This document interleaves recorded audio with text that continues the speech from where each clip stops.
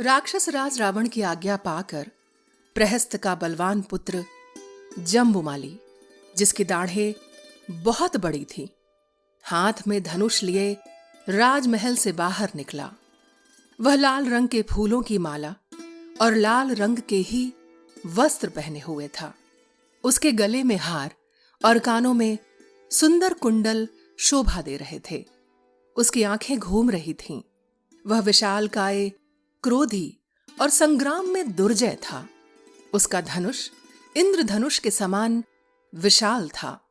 उसके द्वारा छोड़े जाने वाले बाण भी बड़े सुंदर थे। जब वह वेग से उस धनुष को खींचता, तब उससे वज्र और अशनि के समान गड़गड़ाहट पैदा होती थी। उस धनुष की महती टंकार ध्वनि से संपूर्ण दिशाएं, विदिशाएं और आकाश सभी सहसा गूंज उठे। वह गधे जुते हुए रथ पर बैठ कर आया था। उसे देखकर वेगशाली हनुमान जी बड़े प्रसन्न हुए और जोर जोर से गर्जना करने लगे।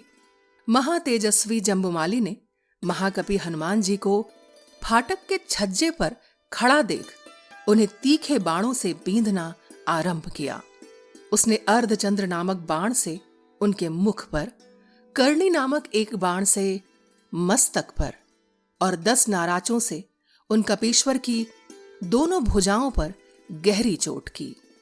उसके बाण से घायल हुआ हनुमान जी का लाल मुख शरद ऋतु में सूर्य की किरणों से विद्ध हो खिले हुए लाल कमल के समान शोभा पा रहा था। रक्त से रंजित हुआ उनका यह रक्त वर्ण का मुख ऐसी शोभा पा रहा था मानो आकाश में लाल रंग के विशाल कमल को सुवर्णमय जल की बूंदों से सींच दिया गया हो, उस पर सोने का पानी चढ़ा दिया गया हो। राक्षस जम्बुमाली के बाणों की चोट खाकर महाकपि हनुमान जी कुपित हो उठे। उन्होंने अपने पास की पत्थर की एक बहुत बड़ी चट्टान पड़ी देखी और उसे वेग से उठाकर उन बलवान वीर ने बड़े जोर से उस राक्षस की ओर फेंका। किंतु क्रोध में भरे उस राक्षस ने 10 बाण मारकर उस प्रस्तर शिला को तोड़ फोड़ डाला।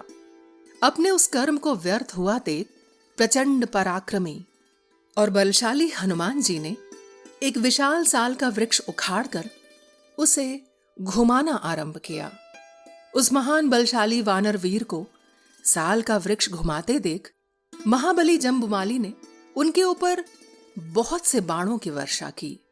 उसने 4 बाणों से साल वृक्ष को काट गिराया, 5 से हनुमान जी की भुजाओं में, 1 बाण से उनकी छाती में और 10 बाणों से उनके दोनों स्तनों के मध्य भाग में चोट पहुंचाई।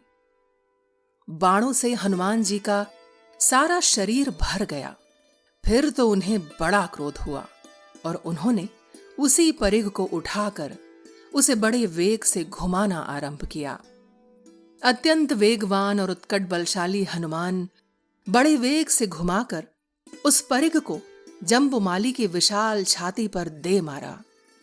फिर न तो उसके मस्तक का पता चला और न दोनों भुजाओं तथा घुटनों का ही। न धनुष बचा, न रथ, न वहां घोड़े दिखाई दिए और न बाण ही। उस परिघ से वेगपूर्वक मारा गया महारथी जम्बुमाली चूर चूर हुए वृक्ष की भांति पृथ्वी पर गिर पड़ा। जम्बुमाली तथा महाबली किंकरों के मारे जाने का समाचार सुनकर रावण को बड़ा क्रोध हुआ। उसकी आंखें रोष से रक्त वर्ण की हो गईं।